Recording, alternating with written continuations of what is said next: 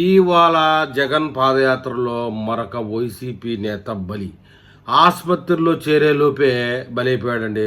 జగన్ పరామర్శ యాత్రకు ఇవాళ చీళ్లకల్లు వైసీపీ గ్రామాధ్యక్షుడు రాంబాబు అని ఆయన వైసీపీ పార్టీలో పనిచేసే వ్యక్తి చీలకల్లు అనే గ్రామంలో ఆయనే మృతి చెందాడు. విశేషాలు పూర్తి స్థాయిలో ఇంకా తెలియాల్సి ఉంది. మొత్తానికైతే జగన్మోహన్ రెడ్డి ఎక్కడ పాదయాత్ర చేసినా ఒక శవం వేయాల్సిందే. మళ్ళీ ఈ శవం కోసం మళ్ళీ వచ్చే సంవత్సరానికి మళ్ళీ పాదయాత్ర చేస్తాడు. మళ్ళీ అప్పుడు ఇంకొకరిని బలి చేయాల్సిందే. నిన్న కూడా అంబటి రాంబాబు ఇంటికి చేశాడు యాత్ర. అక్కడ వాళ్ళ ఇంట్లో దొంగతనము అది ఇది అని చెప్పి గాసిప్స్ వస్తున్నాయి. పూర్తిగా నిజాలు బయటపడలేదు. యాత్ర సాగదీత వల్ల సొమ్మసిల్లి పడిపోయిన రాంబాబట ఆయన.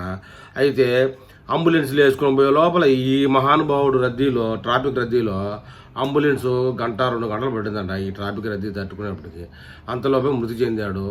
జగన్ పరామర్శ యాత్రకు మరొకరు బలి అంటూ సాక్షిలో మాత్రం రాలేదండి. ఇది మిగతా అన్ని ఛానల్లో వస్తుంది. ఒక సాక్షిలో ఎవడన్నా వైసీపీ కార్యకర్త కానీ నాయకుడు కానీ చచ్చిపోతే రాదు. ఇలాంటి విషయాల్లో మరి సాక్షి నేను నిబద్ధత, నేను అబద్ధాలే చెప్పను అది ఇది అంటుంది. ఒకసారి మీరు కూడా చూడండి స్క్రీన్ బ్యాక్ సైడు. ఇది మిగతా అన్ని ఛానల్లో వస్తుంది, ఒక ఛానల్ అని కాదు. మరి ఇలాంటి విషయాలు ముందు ఎలక్షన్ దగ్గర రాబోయే రోజుల్లో వైసీపీ నాయకుడు యాత్రకి పాదయాత్ర కావచ్చు, లేకపోతే బస్సు యాత్ర కావచ్చు, ఇంకొక యాత్ర కావచ్చు, ప్రతిరోజు ఒక ప్రాణం పోవాల్సిందేనా అనేటటువంటి విమర్శలు వస్తూ ఉన్నాయి. అయితే ఈ విషయంలో కూటమి పార్టీ కూడా ఏమీ చేయలేదన్నటువంటి విమర్శలు కూడా వస్తున్నాయి.